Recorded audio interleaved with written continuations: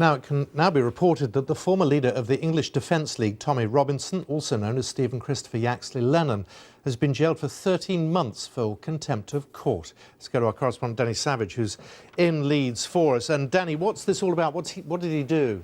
Simon, this goes back to Friday here in Leeds when Tommy Robinson was doing a Facebook Live outside Leeds Crown Court about an ongoing case at that court last week, and he was arrested by police officers. He was then brought before a judge and jailed for contempt of court. Now, the issue is that Tommy Robinson was already on a suspended jail term for carrying out a very similar offence outside Canterbury Crown Court last year, and at that point he was also prosecuted for contempt of court. He was given a jail sentence of a few months, but that sentence was suspended for 18 months. And one of the key things when you get given a suspended jail sentence is that you certainly shouldn't repeat the offence that you have received that sentence for, which is what Tommy Robinson did outside Leeds Crown Court on Friday. So he was sent to jail straight away on Friday, but because of the ongoing trial at Leeds Crown Court, there was a reporting restriction placed on the fact that he'd been sent back to prison because of the ongoing court restrictions. So that couldn't be reported. That restriction has been lifted today. So now we can say that Tommy Robinson, who's often held up as a figurehead of the far right, has been sent to prison for 13 months. We understand that he's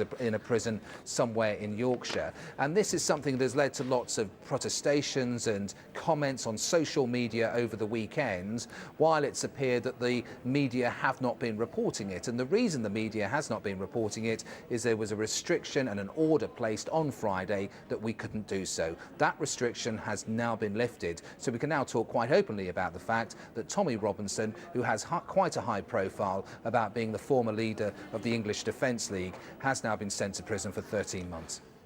Danny, I'm slightly offbeat, but if social media was speculating about this at the weekend, isn't there a possibility of further contempt of court proceedings? Well, exactly that. I mean, you could argue that everything that was said on social media over the weekend about what happened on Friday is in contempt of court. Now, it's about what happened on Friday is in contempt of court. Now, it's whether a judge will actually then go for people on social media for talking about it in public and saying and making comment about that. I suspect that's unlikely, but this is the sort of place where we are nowadays with media and social media, with the main media of the main broadcasters and newspapers abiding by the law, and the court order that's been given by the judge here in Leeds on Friday was that this could not be reported, yet lots of talk on social media talking about exactly what happened, obviously against that court order.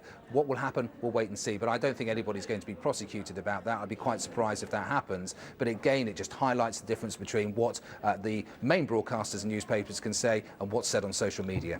Danny, thank you very much. Danny